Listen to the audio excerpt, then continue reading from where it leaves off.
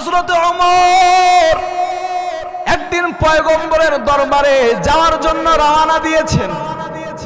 রাস্তা দিয়ে যখন হযরত ওমর যায়, তাকায় দেখে রাস্তার কিনারায় একটা যুবক দাঁড়ায় দাঁড়ায় হাউমাউ করে কান্না করে। কেন কান্না করে ওমর জানে না। যুবকরে ডাক দিয়া বলে, ভাই কেন কান্না করো? যুবক ডাক দিয়া কয়, খলিফাতুল মুসলিমিন ওমর, এমনি কাঁদি না, আমার পাপের বোঝা আমারে কাঁদায়। কি কাঁদায়? পাপের বোঝা কাঁদায়, আমি কাঁদি না। ওমর ডাক দিয়া কয়, যুবক ভাই কি গুনাহ তুমি করে ফেলেছো? যুবক ডাক দিয়া বলে, ওমর আপনারে বলতে চাই না, আমারে রাসূলের দরবারে নিয়ে চলেন। যুবকরে তখন রাসূলের দরবারে নিয়ে আসা হয়। হযরত ওমর পয়গম্বরের সামনে গিয়ে দাঁড়ায় গেল। চোখ কেমন যেন কান্না কান্না ভাব নিয়ে লাল হয়ে গেছে।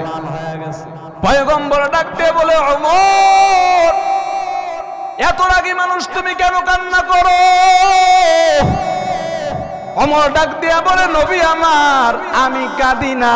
আমি যখন আপনার দরবারে বাড়ি থেকে বের হয়ে আসতেছি, রাস্তার কিনারে একটা যুবক দাঁড়ায় দাঁড়ায় কান্না করে। ও নবী আমার, এত পরিমাণে কান্না করে, ওই যুবকের কান্না দেখে আমি ওমরেরও অটোমেটিক কান্না চলে আসলো। কয় কেন কান্না করে? কয় জানি না। পয়গম্বর কয়, আমার সামনে যুবকরে নিয়ে আসো। হযরত ওমর এবার যুবকের হাত ধরে পয়গম্বরের সামনে নিয়ে যাওয়া হয়। এবার পয়গম্বর ডাক দিয়া বলে, যুবক কেন তুমি কান্না করো? যুবক ডাক দিয়া বলে, নবী আমার, আমি আমার জীবনে এত বড় একটা গুনাহ করে ফেলেছি, আমি নিজে কাঁদি না, আমার গুনার কথা মনে পড়লেই কেমন যেন হাউমাউ করে কান্না চলে আসে। বলে, কি এমন গুনাহ তুমি করে ফেলেছো? যুবক ডাক দিয়া বলে, পয়গম্বর এত বড় একটা গুনাহ করে ফেললাম, আমার আল্লাহ আমারে মাফ করবে কিনা আমার জানা নাই। এবার পয়গম্বর ডাক দিয়া কয়, কি গুনাহ তুমি করেছো? যেই গুনাহ তুমি করেছো, তুমি কি আল্লাহর সাথে কাউকে শিরিক করেছো? যুবক কয়, না কাউরে শিরিক করি নাই। কয়, কাউকে তুমি হত্যা করেছো? কয়, না কাউরে হত্যা করি নাই। কি বড় গুনাহ তুমি করে ফেলেছো? পয়গম্বর ডাক দিয়ে বলে, যুবক যেই গুনাহ তুমি করলা, আল্লাহর আরশে আজিম থেকেও কি বড় গুনাহ করছো? যুবক ডাক দিয়া কয়, নবী আমার, আমার মনে হয় আমি আমার মাওলার আরশ থেকেও বড় গুনাহ করে ফেলেছি। আল্লাহর নবী ডাক দিয়া কয়, যুবক তুমি কি আসমান থেকেও বড় গুনাহ করছো? যুবক ডাক দিয়া বলে, নবী আমার, আমার মনে হয় আমি আসমান থেকেও বড় গুনাহ করে ফেলেছি। নবী ডাক দিয়া বলে, যুবক তুমি কি জমিন থেকেও বড় গুনাহ করে ফেলেছো? যুবক ডাক দিয়া বলে, পয়গম্বর আমার মনে হয় আমি জমিন থেকেও বড় গুনাহ করে ফেলেছি। আল্লাহর নবী ডাক দিয়ে বলে, যুবক কি গুনাহ তুমি করলা আমারে জানায়া দাও। এবার যুবক ডাক দিয়ে বলে, নবী আমার, আমি যুবক এতটাই খারাপ, বলে আমি মানুষের কবর থেকে কাফন চুরি করিয়া ওই কাফন আমি বাজারে বিক্রি করিয়া ওই টাকা দিয়ে আমি আমার জীবিকা নির্বাহ করি, আমি আমার সংসার ওইভাবে চালাই। এবার নবী ডাক দিয়া বলে, যুবক কাফন চুরি করলেই তো আমার মাওলার আসমান থেকে বড় গুনাহ হয় না, কাফন চুরি করলে তো আল্লাহর জমিন থেকে বড় গুনাহ হয় না, কাফন চুরি করলে আমার মাওলার আরশ থেকে তো বড় গুনাহ হয় না। যুবক এবার কান্না করে ডাক দিয়া বলে, নবী আমার, আমি শুধু কাফন চুরি করেছি এমন নয়, এর থেকেও বড় গুনাহ করে ফেললাম। এবার যুবক নিজের গুনাহের বর্ণনা আমার রাসূলের সামনে গিয়া দেয়, কেমন যেন হাউমাউ করে কান্না করে আর ডাক দিয়া বলে, নবী আমার, আমি যুবক এত বড় একটা গুনাহ করে ফেলেছি, আমার গুনার বোঝা আমারে শুধু কাঁদায়। কি গুনাহ তুমি করে ফেললা? যুবক এবার নিজের গুনাহের বর্ণনা পয়গম্বরের সামনে দিচ্ছেন।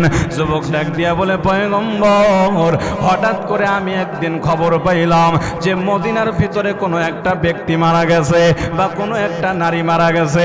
ওই নারীটা মৃত্যুবরণ করার পর তারে যখন সুন্দর করে গোসল করাইয়া এরপরে যখন কাফনের কাফন পরিয়েছে, এরপরে যখন কবরে দাফন করে দেয়, আমি তাকাইয়া দেখি ওই কবরের মধ্যে যেই মহিলাটা মৃত, ওই মহিলার শরীরটা এত পরিমাণে সুন্দর, আমারে এত পরিমাণে আকৃষ্ট করলো, শয়তান আমারে ওয়াসওয়াসা দিয়ে দিল, এইরকম সুযোগ আর কোথাও পাবা না। এর আজকে রাতের বেলা এই কবরস্থানের মধ্যে কোনো মানুষ দেখবে না, কোনো পক্ষী দেখবে না, তুমি চাইলেই তো মহিলার সাথে জিনা করতে পারো। যুবক এবার কান্না করে আর ডাক দিয়ে বলে, নবী আমার, আমি ওই শয়তানের ওয়াসওয়াসা নিয়া আমি ওই মৃত ব্যক্তির সাথে, আমি ওই মৃত নারীর সাথে আমি ওখানে জিনার কাজের মধ্যে লিপ্ত হয়ে গেলাম। জিনার কাজ করার পরে আমি যখন কবর থেকে উঠে আমি যখন বাড়িতে চলে আসব, হঠাৎ করে দেখি গায়েবী আওয়াজ। আমার মনে হইল ওই মহিলাটা পেছন থেকে আমারে ডাক দিল, ডাক দিয়ে বলে, রে যুবক, কে তুমি? তোমার ঘরে কি তোমার মা বোন নাই? আজকে তুমি কবরে আসার পরে কাফনের কাপড় চুরি করবা ভালো কথা, কাফনের কাপড়টা নিয়ে চলে যাইতা। আজকে তুমি কেন আমার সাথে জিনা করে ফেললা? আমার কত আপন মানুষেরা আমারে সুন্দর করে গোসল করাইয়া, আমারে কাফনের কাফন পরাইয়া, আমারে কত সুন্দর করে দাফন করে দিয়েছে, কিন্তু আজকে তুমি কই যাও? আমার সাথে জিনার কাজের মধ্যে তুমি লিপ্ত হয়ে গেলা, তুমি নিজেও নাপাক হইলা, আমারে নাপাক বানায়া বানায়া তুমি কই যাও? কিয়ামতের ময়দানে আমার আল্লাহর সামনে সবাই যখন পাক অবস্থায় দাঁড়াবে, আমি আমার নাপাক শরীর নিয়ে আমার মাওলার সামনে কেমনে দাঁড়াবো? আর তুমি এত বড় গুনাহ নিয়ে আমার মাওলার সামনে কেমনে দাঁড়াবা?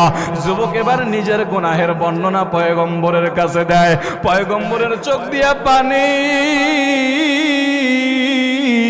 আর ডাক দিয়া কয়, যুবক, এত বড় গুনাহ কি কোনো বান্দার দ্বারা করা সম্ভব? এই গুনার ব্যাপারে আমার, এই গুনার ক্ষমার ব্যাপারে আমার কাছে কোনো বার্তা নাই, এখান থেকে তুমি বের হয়ে যাও। হযরত ওমর যুবক রেখার ধাক্কা দিয়ে নবীর দরবার থেকে বের করে দেয়। এবার যুবক